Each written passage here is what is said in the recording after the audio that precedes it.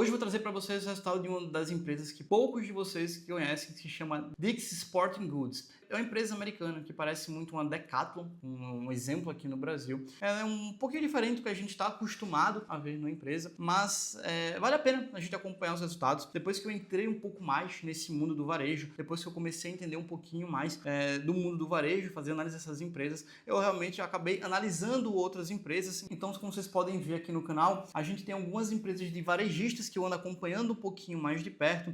Uma delas é essa aqui, ó, a melhor ação varejista da bolsa, que foi a Trackfield. Também recentemente fiz uma análise da Nike, que tá aqui, ó, cadê a análise da Nike? Também fiz uma análise da Nike, ó, Nike, hora de comprar. Então, acaba que eu tô trazendo essas empresas varejistas para entender um pouco mais do setor, entender o que é que tá de fato acontecendo com o setor e se vale a pena ou não investir, comparando os pares das empresas que fazem parte. Então, a empresa hoje se chama Dick's Sporting Goods, como a gente pode ver aqui na tela. É uma empresa de 19 bi de valor de mercado, também é uma empresa pequena, tá? O código dela listado em bolsa é DKS. E aqui pra gente trazer a definição dela, tá? A Dick's é uma varejista que oferece roupas, calçados, equipamentos esportivos online e em lojas físicas. O legado que a empresa inclui mais de 700 lojas no próprio nome, mais de 100 lojas especializadas em Golf, Galaxy e cerca de 50 em Outlet. Em setembro de 2025, a Dick's adquiriu uma varejista, basicamente agora, a Foot Locker. Falo já sobre ela. Com essa mudança, a Dick's colocou mais de 2.300 lojas sob a marca Foot Locker, Kids Foot Locker, Champs Sports, Atmos, WSS na América do Norte, Ásia, Pacífico e Europa, Oriente Médio e África. É muita coisa, hein? Com sede na área de Pittsburgh, a Dick's foi fundada em 48 pelo pai do atual presidente e acionista controlador Edward Stack. Tá? Então vamos conhecer um pouquinho mais da Dick's, falar um pouquinho. Então, acompanhar o de hoje. Se você não me conhece, prazer, Pedro Guedes, sou economista desse canal da escola IZT. Vamos falar um pouquinho da Dick's Sporting Goods. Tá? As lojas da Dick's, elas são desse jeito aqui, como a gente pode ver, tá? São lojas grandes, são,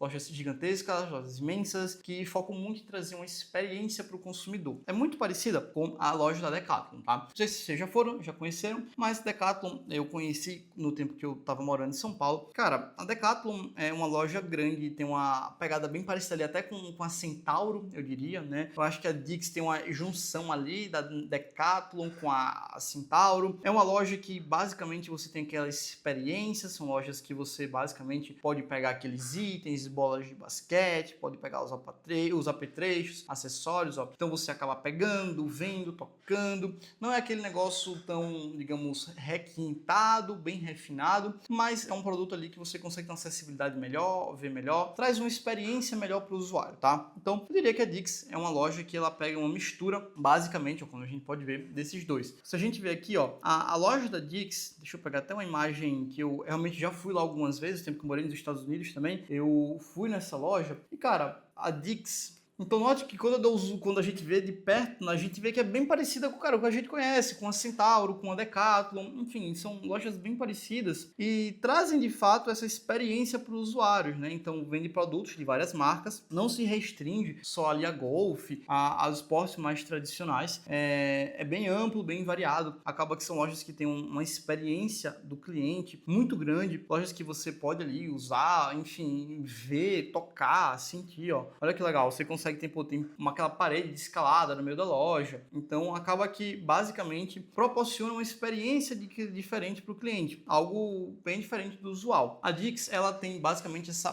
pegada aqui, né? Esse estilo. É uma loja parecida com o que a gente tem aqui no Brasil, mas é bem diferente. E qual é o ponto da Dick's aqui pra gente olhar? É que depois da pandemia, se a gente ver, a Dick's ela subiu muito. Ela subiu mais de 1000% depois da pandemia, tá? E agora parece que ela deu uma lateralizada aqui nos resultados. Vamos entender? Olha só. Antes da pandemia, ela tava ali batendo resultados, ó, de lucro líquido, cara, de 200, 300, tudo que patinando de lado, né? Sem muita coisa. Só que depois da pandemia, 2021 para 22, ela subiu muito sua receita, cara. O lucro aumentou muito. Ela conseguiu de fato aumentar a sua margem. E depois de 2022 para cá, ela de fato conseguiu aumentar a sua receita também. Só que é uma coisa mais modesta, um retorno ali de 4% ao ano. E aparentemente ela chegou num nível ali que ela estabilizou. Se a gente parar de olhar para 2023 até agora, é um crescimento ali de 6% ao ano do lucro. Enfim, uma coisa mais, como é que eu diria, parada, né? Parece que ela parou ali e encontrou, digamos que o novo normal. É pelo menos o que aparenta ser. A margem dobrou antes da pandemia, a empresa tinha uma margem de 4%, agora botou uma margem de 9%, provavelmente ali fazendo repasse de preço, aumentando um pouquinho os preços dos itens e tal. Acaba que a empresa, ela simplesmente mostra que esse pode ser que seja o novo normal da Dix. Agora o ponto é, se esse for o novo normal dela, como é que ela vai trabalhar daqui para frente para crescer? Ou se esse não for o novo normal e ela ainda regredir para os patamares anteriores de 600, 700 de EBITDA, a empresa vai sofrer mais ainda, tá? O lucro vai cair absurdamente. Quando a gente para ver a dívida da empresa de 1,7, a gente nota aqui que da alavancagem da dívida da empresa, 68% é arrendamento. Então a dívida da empresa é muito curta. E aí se a gente para ver, ó, 68% da dívida é de aluguel, de lease. Os outros 32 é de dívida normal, né? Então se a dívida ali basicamente é 4,6 bi, a gente tem que 32 disso aqui por cento é empréstimo, ou seja, 1,4 bi dessa dívida dela é de fato mesmo ali uma dívida real. O resto é só aluguel de lojas. E aí se a gente tem 1,4 basicamente de dívida e um caixa de 1,2, acaba que a dívida líquida é 0,3. Então, cara, uma dívida líquida muito incipiente, muito enxuta, então a empresa bem saudável em termos de dívida, um caixa positivo, sobrando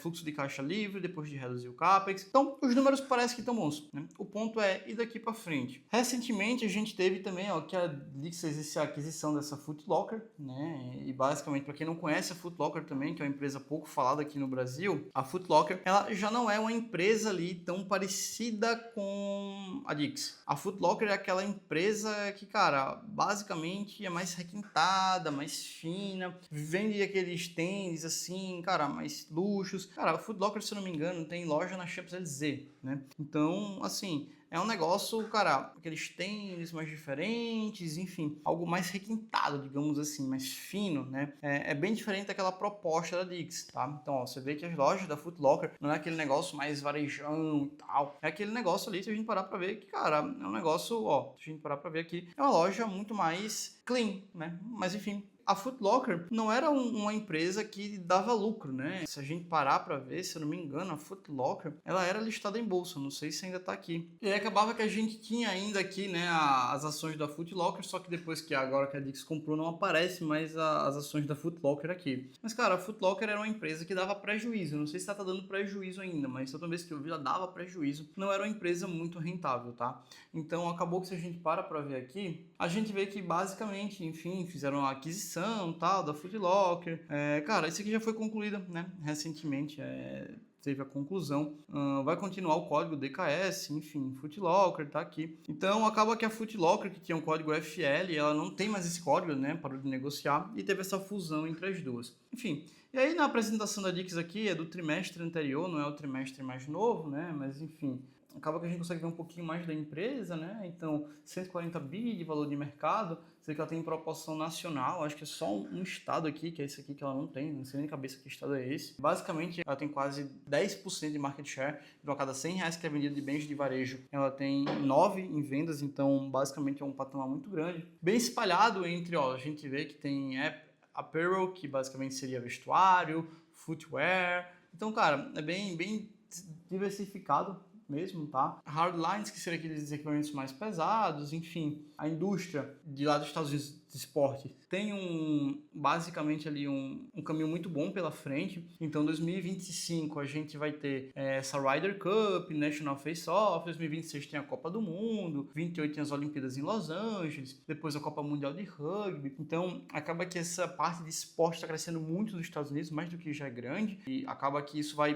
dando drive de crescimento para a empresa, né? Enfim, e aí a gente tem as lojas, experiência do cliente. Então isso aqui é uma loja da Dix. Você vê que a gente tem umas experiências bem diferentes, como eu disse, para você ali usar o material, ter aquela experiência ali, enfim, ó, campo de golfe dentro da loja, campo de corrida, escalada, enfim, é uma loja que tem uma experiência muito grande do cliente, tá? Então, basicamente, depois dessa aquisição, ó, vende várias marcas. Então, ó, os caras têm basicamente a Nike, New Balance, Patagônia, Columbia, pô, várias marcas aqui dentro. Eles têm algumas marcas próprias também, então eles têm essas marcas aqui que são white label, que a gente chama, né? Então, marcas basicamente só vendem lá, marcas deles, são marcas mais baratas. Essas going, que seriam as marcas ali de outlet, de você, cara, queima de estoque, né? Seria no bom e velho português. Então, basicamente a Dix é isso aqui. E aí, se a gente olha basicamente o resultado da Dix aqui no trimestre, cara, é um resultado bom, né? Comparado com o ano passado. A gente teve ali um crescimento leve de receita, a gente teve ali um crescimento de EBITDA, a gente teve também um crescimento de lucro, então bem em linha, margem margem andou bem em linha. Então, assim, os números da Dix estão tranquilos até agora. O grande ponto é ver se ela vai manter esse patamar, né, de rentabilidade, se ela vai crescer.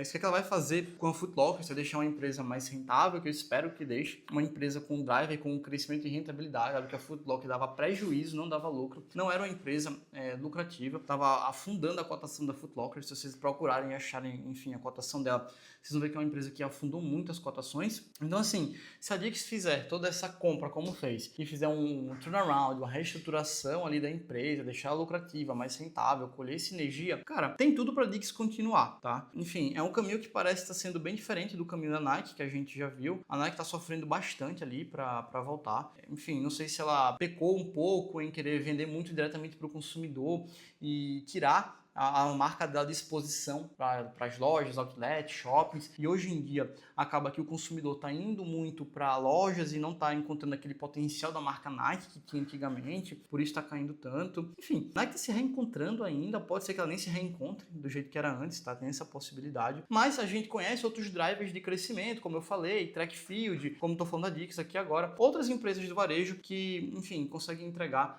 bons resultados, beleza? Então, foi esse o vídeo de hoje, espero que vocês tenham gostado. Deixa o like, se inscreve no canal, muito importante para continuar produzindo mais conteúdo como esse. Espero vocês no próximo vídeo, é só o começo.